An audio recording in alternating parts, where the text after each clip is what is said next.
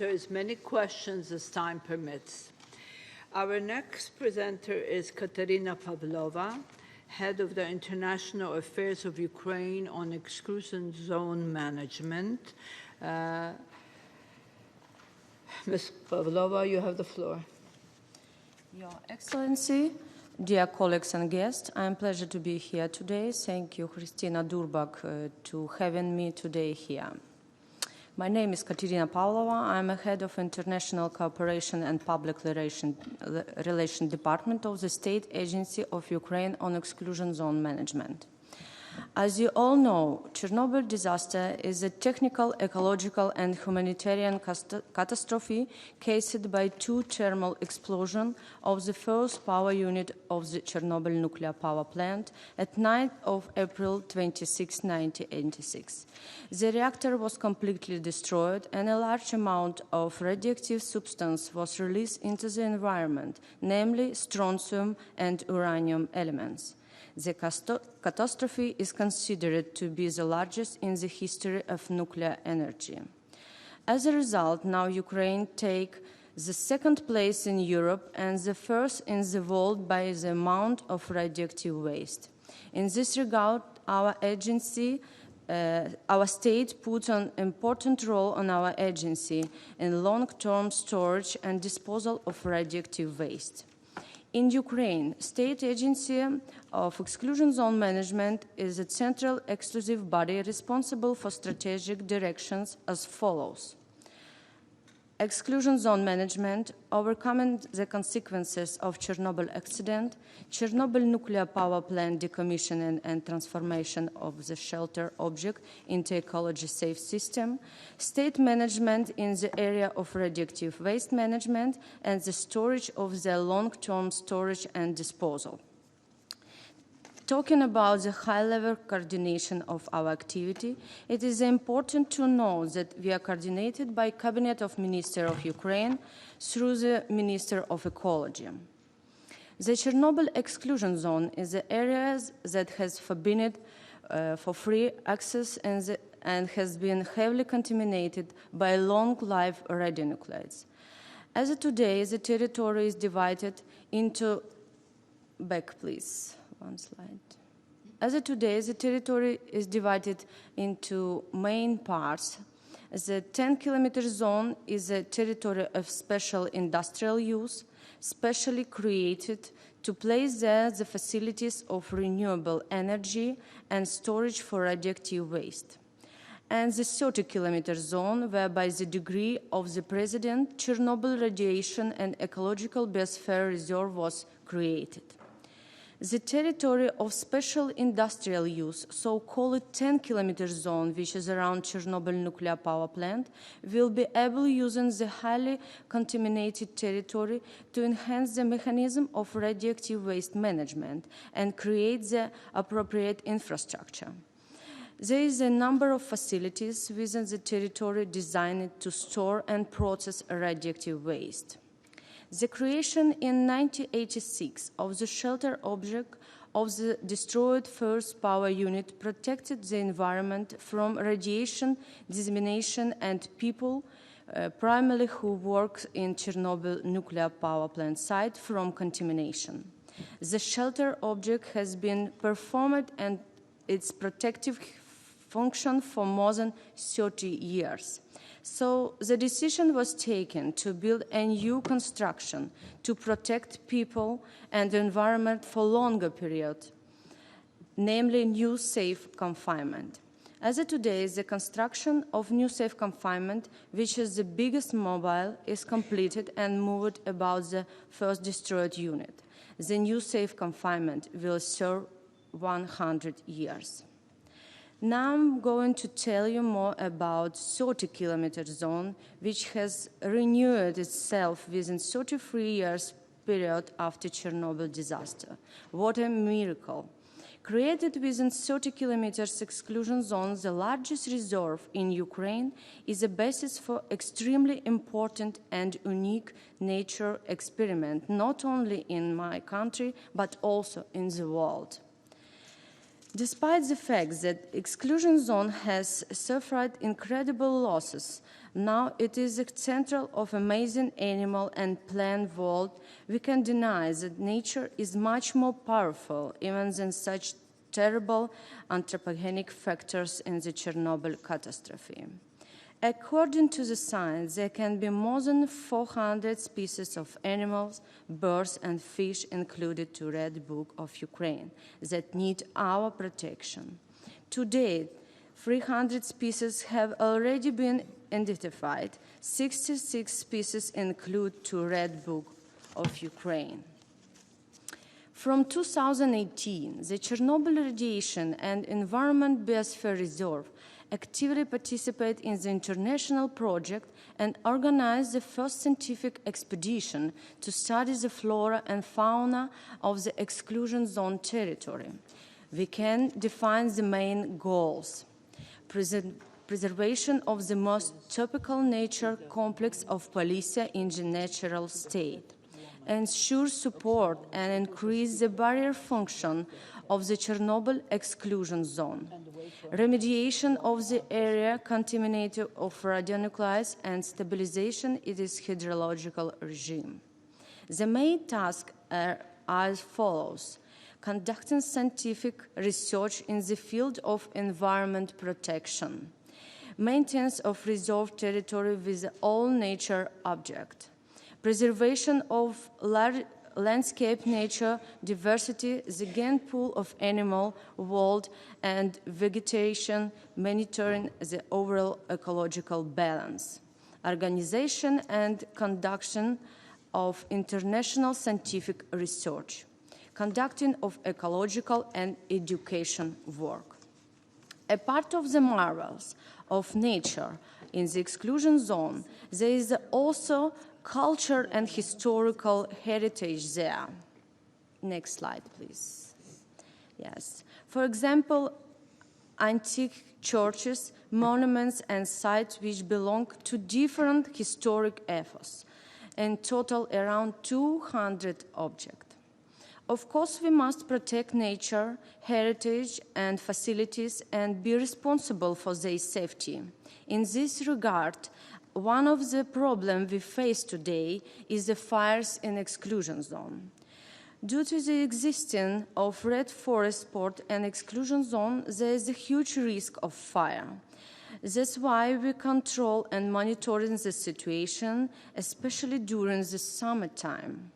The consequences of the fire are quite serious, taking into account that the territory is contaminated with radionuclides. By the way, we have a joint project together with Belarus under the US Forest Service support on the protection of these territories from fire and early fire detection. In Ukraine, we use a radar system for making prognosis and control over radionuclides dissemination due to emergencies, fires, and floods. This slide shows the existing station and fire station planned to be built. The 24-hour monitoring system operating in exclusion zone provides radiation measurements in the air, soil, and water. The monitoring system in the regular mode is updated once an hour and in emergency situation every 2 minutes. This system consists of 39 monitoring pods. The state specialized enterprise Eco Center provides the control, having a modern laboratory. I would also like you to know that we also developed some new direction, such as organizing of scientific visit to the exclusion zone and provide unique training course. For example, we propose training program which involves gaining knowledge from safety assessment of the nuclear installation, principles of radioactive waste and spent nuclear fuel management, overcoming the consequences of the accident of the nuclear installations, remediation of contaminated environment. The topic of lecture are different, as you may see from this slide, and of course, all participants receive certificates. In March this year, 36 British program participants, nuclear graduates of the British company Energus, employees in the field of nuclear industry, passed 2 days training course on the consequences elimination of the disaster at the nuclear power plant. The internship purpose was to familiarize with the nuclear industry aspects in other countries, include technical, social, and public factors that had an impact on the environment. Another interesting training proposed to our Chinese colleague was held in May and September last year. The aim was to get acquainted with the issues of the Chernobyl nuclear power plant accident cases and consequences, modern Ukrainian radiation monitoring system, and the radioactive waste management, as well as the nuclear safety culture. So, as far as you may see, visiting the exclusion zone is possible, but not only with the education purpose. Of course, we prefer not to call this tourism. Starting from 2010, with the aim of informing public at large about the consequences of the largest technological accident, a decision was taken to conduct the scientific visit. Government develop and adopt rules for visitors on visiting the zone. Visiting the zone have become more and more popular. This slide shows how popular the exclusion zone was last year as compared with 2014. By the way, the enterprises under agency permanently developed the infrastructure for providing service to visitors, the information center, a few hotels and cafeteria. Next slide presents different countries from where people come: the Great Britain, the Netherlands, Germany, Poland, the USA, Sweden, and many, many others. The infrastructure and implementation of alternative energy projects in the exclusion zone and consider a new stage of overcoming the consequences of the accident. Today in the Chernobyl zone, there are huge territories that are permanently removed from agriculture production. The infrastructure of power transmission lines is also very developed. It is extremely important for investors to make sure that the network connection will be provided. Starting from 2016, the Ministry of Ecology, together with our agency, carried out a complex of measures aimed at sustainable development of green energy in the exclusion zone. This year, we are planning to launch 35-megawatt wind station. The investor for which is Wind Power Police. October last year, and the industrial site of Chernobyl nuclear power plant official opening ceremony of 1-megawatt solar power plant. Chernobyl is the first nuclear power plant in Ukraine, the first one to start the decommissioning process, the first nuclear power plant where large-scale international projects are being implemented. Today, we are the first nuclear power plant on which site alternative energy is generated. I think it's very positive that the station again has electricity power and they give green energy. The agency will continue to work on the transformation of Chernobyl from black point to green. We are trying to step up data providing our activities in relation to the exclusion zone. Due to the creation of the Chernobyl Radiation and Ecological Biosphere Reserve, in order to reduce the anthropogenic load on the ecosystem, the following is being worked out. The project of replacement of motor vehicles of ecological electric, a draft program for the placement of special electric refueling and service station for electric buses.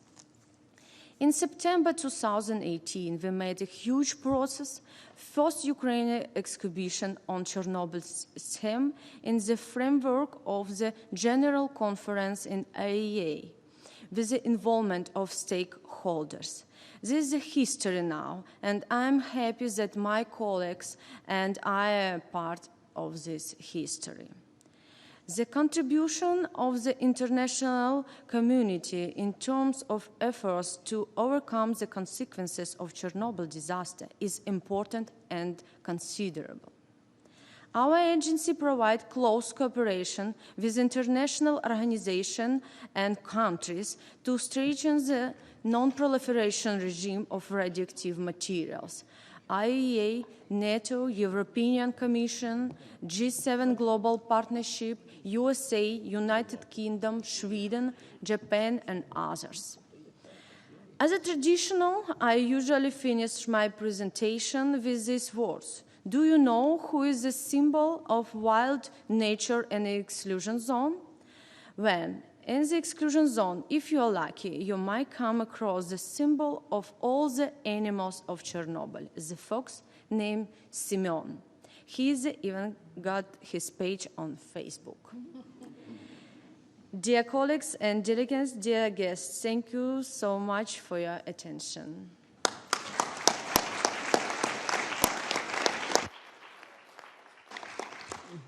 Thank you, Ms. Palvova, for a very important update on disaster and what comes if people leave the area alone. I find that fascinating personally. Our next presenter is Dr. Meshkati, who's a fellow from Harvard University. Dr. Meshkati, you have the floor. Thank you very much, Dr. Rubik. Good morning, ladies and gentlemen, particularly my young friends and students, and His Excellency Yatchenko and my dear colleagues on the podium here. It's really indeed a pleasure for me to be here to present my research in the last almost 40 years in the field of complex system safety.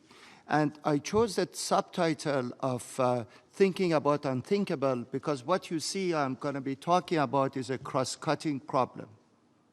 It applies to nuclear power plants. I started my research at 3 Mile Island exactly 40 years ago, Chernobyl, and also it applies to other chemical plants and complex technological systems like the Bhopal